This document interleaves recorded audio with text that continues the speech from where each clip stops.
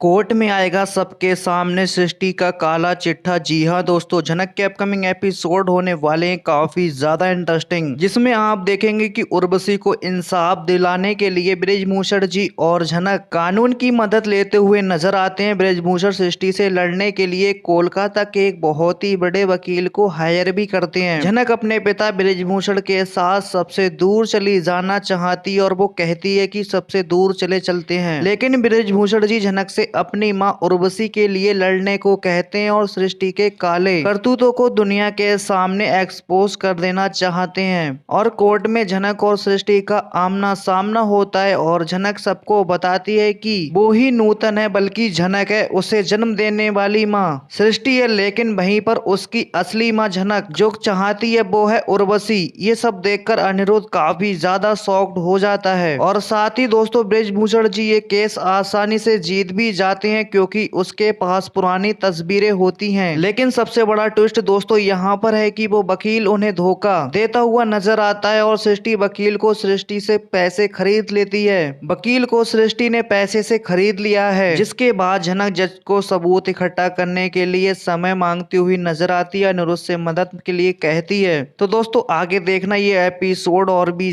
ज्यादा दिलचस्प होने वाले हैं कि कैसे झनक अनिरुद्ध का साथ मिलकर सृष्टि का पर्दाफाश करती है और पूरी तरह से वो उसको एक्सपोज करेगी। अब कहानी में देखने को मिलने वाला है कि पंडित बृजभूषण ने बताया विनायक को सृष्टि का सच। जी हाँ दोस्तों, अभी तक आपने सब्सक्राइब नहीं किया तो चैनल को सब्सक्राइब, वीडियो को लाइक कर दें। विनायक को सृष्टि का पूरा सच बताने वाले हैं, जहां पंडित बृजभूषण झनक की यानी झनक के पिता वही बताएंगे विनायक को सृष्टि का काला पूरा चिट्ठा। सच बताने जानने के बाद विनायक को लगेगा बड़ा झटका। विनायक का जो शक कितने दिनों से चल रहा था वो शक यकीन में बदल जाने वाला है। दरअसल विनायक को ये बात पहले से भी पता होती है कि किस तरीके से गुरुजी बात कर रहे हैं सृष्टि से, उसी तरह से विनायक अंदाजा लगा लेता है, यानी कि अंदाजा सही लगा लेता है, जिसकी वजह से विनायक को पहले से थोड़ा शक होता है ऐसा नहीं हो सकता। लेकिन गुरुजी ने ऐसा क्यों बोला? अरसी और झनक दोनों बहनें, यानी कि गुरुजी ने ये बोला नूतन और अरसी दोनों बहनें, आखिर गुरुजी ने ये क्यों बोला?